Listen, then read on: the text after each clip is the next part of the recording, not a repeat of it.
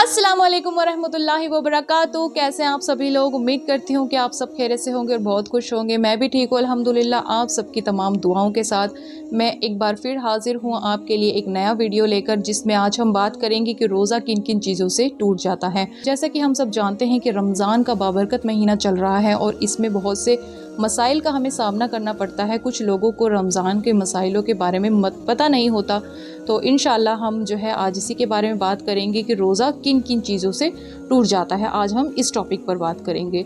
तो number 1 point तो ये है कि रोज़ा किन चीज़ों से टूट जाता है, जो हम सबको मेनली पता ही है कि खाने और पीने से जानबूझकर खाने और पीने से रोज़ा ब्रेक हो जाता है, टूट जाता है। अगर कोई शख्स जानबूझकर खा लेता है या कुछ पी लेता है तो उसका फ़ौरन जो है रोज़ा टूट जाता है। और सिर्फ रोज़ा ही नहीं टूटता बल्कि इस पर कफ़ारा अदा करना होता है। कफ़ारा भी बहुत सख्त अदा करना होता है इस पर, तो इसके बारे में हम फिर किसी वीडियो में बात करेंगे। नंबर 2 पॉइंट ये है कि नाक में दवाई डालने से भी रोज़ा टूट जाता है। और नंबर 3 पॉइंट है आँख में दवाई डालने से भी रोज़ा टूट जाता है। नंबर 4 पॉइंट ये है कि कान में दवाई डालने से भी रोज़ा टूट जाता है, क्योंकि नाक, कान और आँख का कनेक्शन जो है वो गले से होता है। तो फ़ौरन जो है जब नाक और कान और आँख में दवाई डाली जाती है तो वो फ़ौरन जो है गले के रास्ते से नीचे उतरती है, हलक से नीचे उतरती है। तो जो भी चीज़ जो है हमारे हलक से नीचे उतर गई तो फ़ौरन जो है रोज़ा ब्रेक हो जाता है। अगला पॉइंट ये है, कुल्ली या गरारे करते वक्त थोड़ा सा पानी जो है हलक से नीचे उतर जाए। अक्सर ऐसा होता है, कई बार हो जाता है ऐसा कि कई लोग जो हैं वज़ू कर रहे होते हैं, अनजाने में उन्हें मालूम नहीं होता कि गरारे नहीं करने चाहिए पहली बात तो रोज़े की हालत में। और अगर कर लें और करते वक्त जो है हलक से पानी नीचे उतर गया तो फ़ौरन आपका रोज़ा उस वक्त ब्रेक हो जाएगा। अगला पॉइंट ये है, जानबूझकर उल्टी करने से रोज़ा टूट जाता है। जी हाँ, जानबूझकर कोई क्या करता है मुँह भर कर। एक तो ये होता है कि खुद ब खुद उल्टी आ जाए, वो चाहे कितनी बार भी आ जाए और मुंह भर कर आ जाए, चाहे थोड़ी सी आ जाए। उसमें फिर ये है कि आपने जो है खुद नहीं लानी है उल्टी। जैसे कि प्रेग्नेंट वुमेन्स होती हैं, उनको जो है बार बार वॉमिटिंग आती है। अगर वो बार बार उल्टी खुद आ रही है तो उसमें रोज़ा नहीं टूटेगा, चाहे वो दिन में 10 बार भी आ जाए। लेकिन अगर कोई शख्स जानबूझकर उल्टी करता है, उबकाइयाँ लेता है ताकि उसकी वजह से उल्टी आ जाए। कई बार ऐसा होता है कि हम सहरी में इतना ज़्यादा खा लेते हैं इस खौफ की वजह से कि अब हमें सारा दिन भूखा रहना है। तो कुछ लोग जो हैं ओवर ईटिंग कर लेते हैं। ओवर ईटिंग की वजह से खट्टी खट्टी डकारें आने लगती हैं। उन खट्टी डकारों की वजह से दिल जो है वो उल्टी वाला होता है।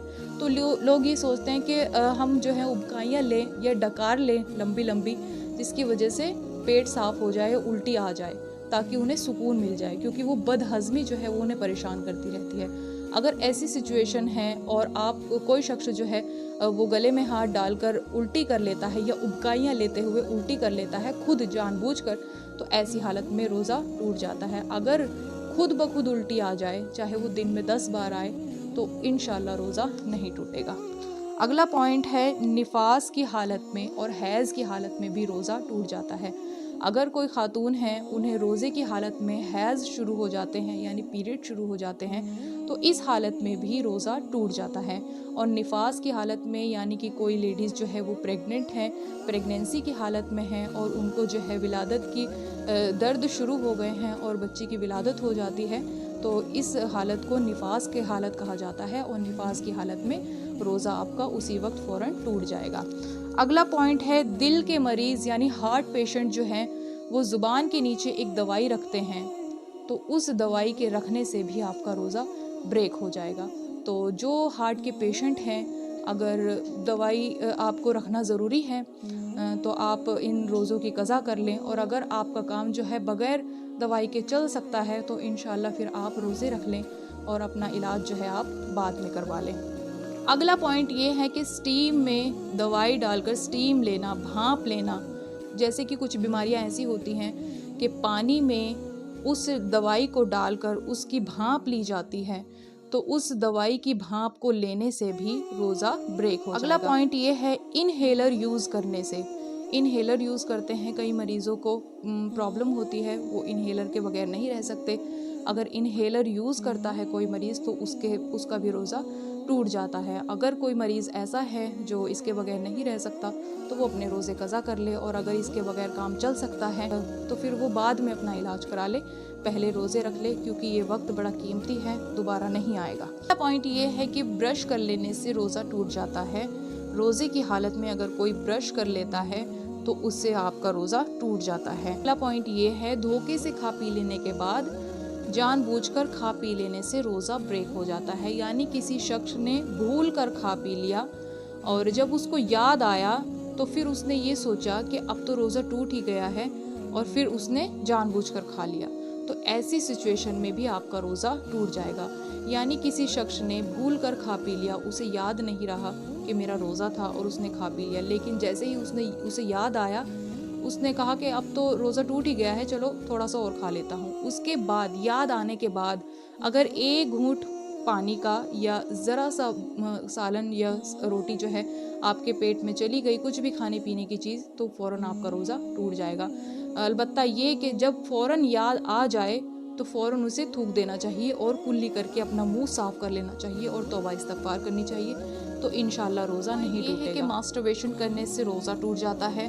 और नेक्स्ट पॉइंट ये है कि बीवी के साथ हम बिस्तरी या इंटीमेट होने से भी रोज़ा टूट जाता है। तो ये कुछ ऐसे मसाइल थे जिन्हें हमें जानना बहुत ज़रूरी था।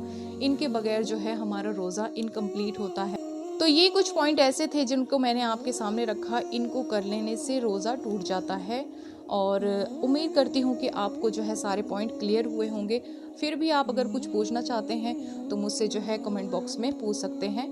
इंशाल्लाह मैं कोशिश करूँगी आपका जवाब देने की, लेकिन एज़ यू नो कि रमज़ान का जो शेड्यूल है वो बहुत ज़्यादा बिज़ी रहता है, तो अगर ना जवाब दे पाऊँ तो प्लीज़ माइंड मत कीजिएगा। मिलते हैं अगली वीडियो में, तब तक के लिए अल्लाह हाफ़िज़।